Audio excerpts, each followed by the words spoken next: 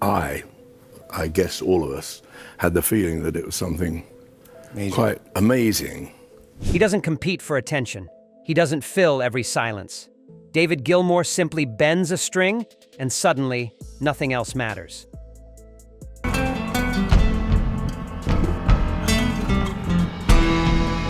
For over 5 decades, his guitar has spoken what words never could. There are technical masters, there are speed demons, but nobody translates emotion like him.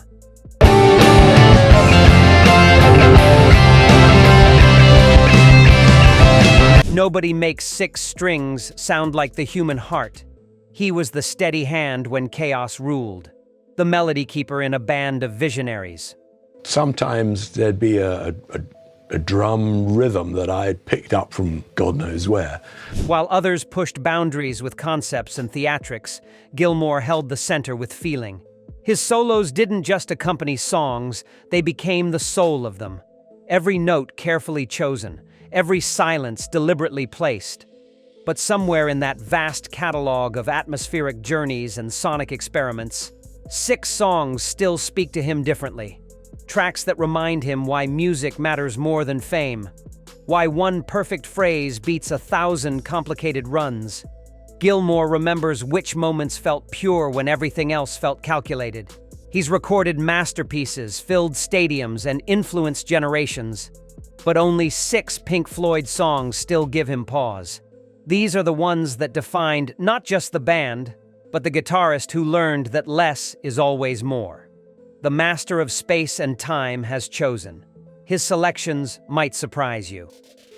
6. A Great Day for Freedom.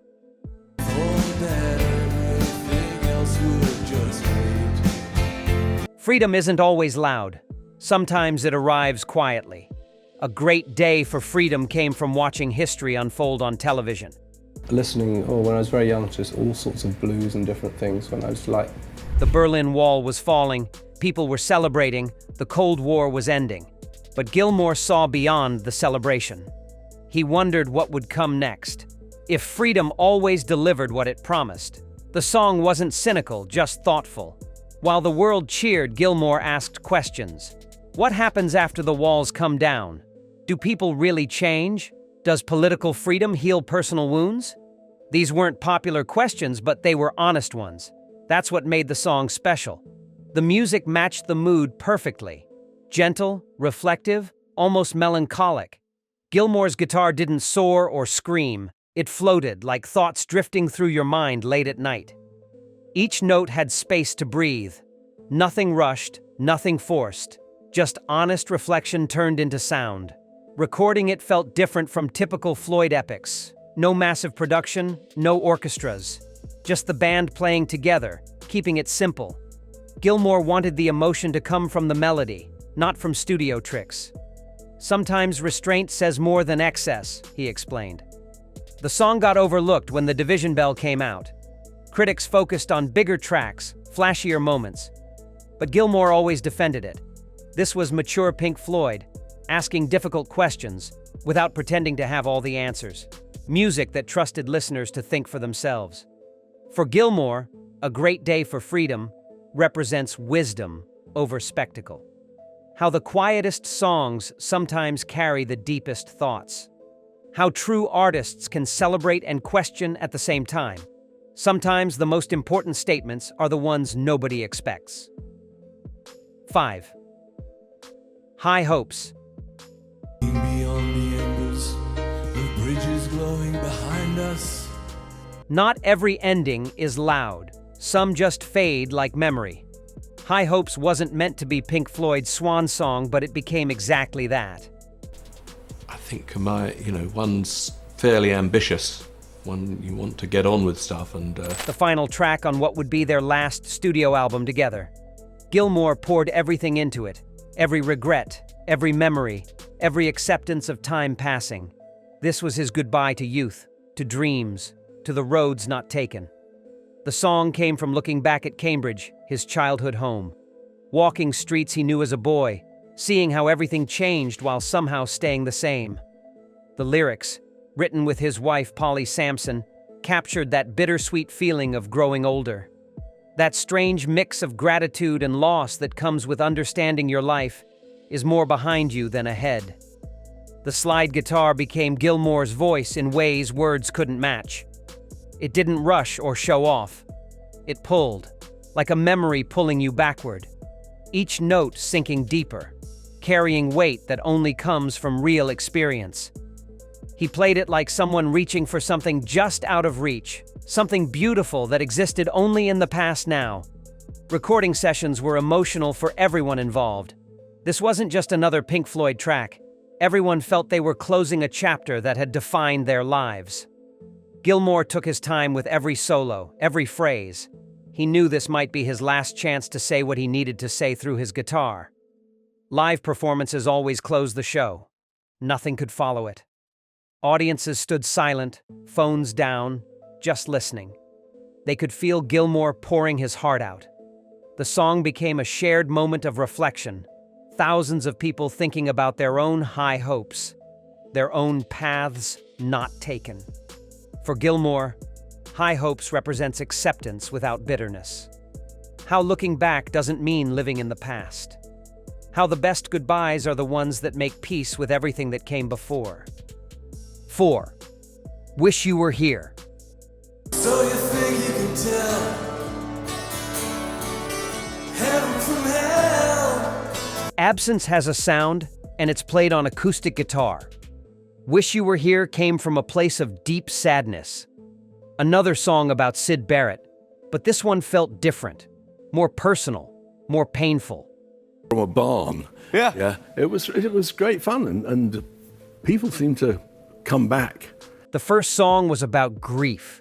This one was about the empty space someone leaves behind. About conversations you can't have anymore with people who used to know you best. The opening is deceptive in its simplicity. Just two acoustic guitars slightly out of tune with each other. One panned left, one panned right, creating this beautiful, melancholic space. Then the radio effect fades in, making it sound like you're discovering an old memory on the dial. Gilmour's guitar work here isn't technical wizardry. It's pure emotion translated into 12 strings. Every note feels like reaching for something that isn't there anymore. Roger Waters wrote the lyrics, but Gilmour gave them soul with his delivery. His voice sounded tired, honest, vulnerable. Not the powerful rock vocalist, just a man asking a simple question. Do you think you can tell the difference between heaven and hell? Between cold steel rails and a smile? Between what's real and what we pretend is real?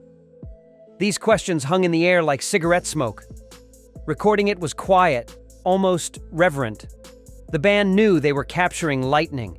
When Syd actually walked into Abbey Road during the sessions, overweight and unrecognizable, it shattered everyone. Waters cried. Gilmour stood frozen. The man they were mourning in song was standing right there, but somehow more absent than if he'd stayed away. That moment didn't change the track because the song had already said everything. For Gilmour, Wish You Were Here represents honest vulnerability, how the simplest songs cut deepest, how absence speaks louder than presence ever could. 3. Echoes before the spectacle, there was exploration. Albatross hangs motionless upon the air. And Echoes was the map. This 23-minute journey wasn't about hits or radio play. It was about 4 musicians discovering what they could become together. Gilmour always called it the turning point, the moment Pink Floyd stopped trying to be like anyone else and started being themselves. Everything they would create later, all the atmosphere and space, started right here in this one epic track. The song began with a single ping. That sonar sound was created by running a piano through a Leslie speaker. But it's Gilmour's guitar that turns that ping into a narrative. His playing doesn't rush to fill the silence. It explores it, lives inside it, makes you comfortable in the spaces between notes. The guitar wails one moment, whispers the next. It wasn't about showing technical skill. It was about creating mood, painting pictures with sound that took listeners somewhere they'd never been before.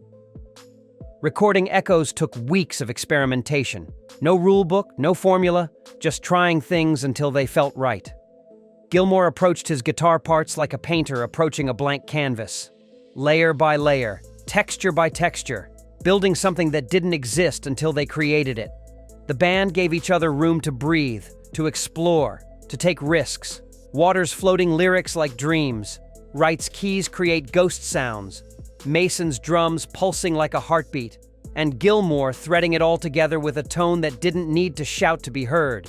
For Gilmour, Echoes represents artistic freedom without boundaries. How patience creates power. How the best music doesn't rush to its destination, but enjoys every moment of the journey getting there. 2. Comfortably Numb.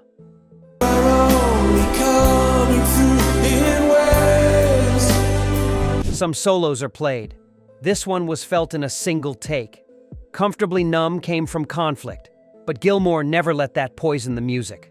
The Wall sessions were tense, Roger Waters and him fighting over almost everything. Structure, tempo, production choices. But when it came time to record that final solo, Gilmour just plugged in and played. No endless rehearsals, no overthinking. He chased the feeling until he caught it, then stopped. 3 takes total. The second one made history. The song itself was about detachment, about going numb to survive pain. But Gilmour's solo was the opposite of numb. It was a pure feeling compressed into 2 minutes of bending strings and sustaining notes. Every bend calculated but never cold.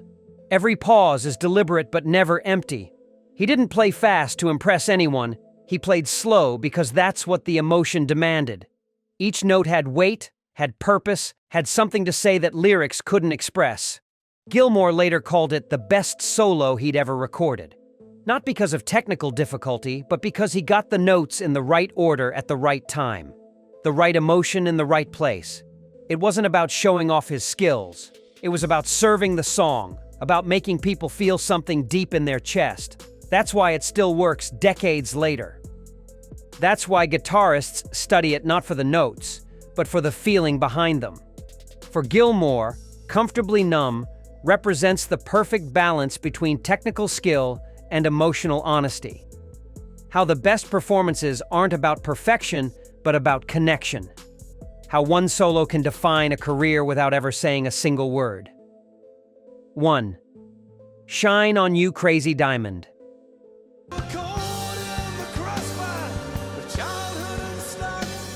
Some songs are tributes. This one is a conversation with a ghost. Shine on You Crazy Diamond wasn't just David Gilmour's favorite Pink Floyd song, it was his unfinished goodbye to Syd Barrett, the brilliant, broken genius who started it all, then disappeared into his own mind. They couldn't move forward until they said it, until they played what words could never capture. 9 parts, over 13 minutes, every note a memory of the friend they lost before he was even gone. Gilmour carried the weight of this one differently. Syd had been his friend before the fame, before the madness. He'd watched the transformation, the drugs, the mental collapse, the slow retreat from reality. When it came time to record this tribute, Gilmour poured everything into his guitar. Not with speed or flash, but with space and restraint. Long, sustained notes that hung in the air like questions without answers. Delays and echoes that made every phrase feel like it was calling out to someone who couldn't hear anymore. For Gilmour, Shine on You Crazy Diamond represents Pink Floyd's most honest work. No performance, no pretense, just raw emotion channeled through instruments. The one song he's never rushed through in 5 decades of playing it. Every time he performs it, he's still saying goodbye to Syd. Still holding back tears in those opening notes. Still trying to reach someone who slipped away too soon. For Gilmour, a song isn't great until it haunts you. These 6 represent his soul laid bare. Which Gilmour moment moves you most? Drop your answer in the comments and subscribe for more guitar legends.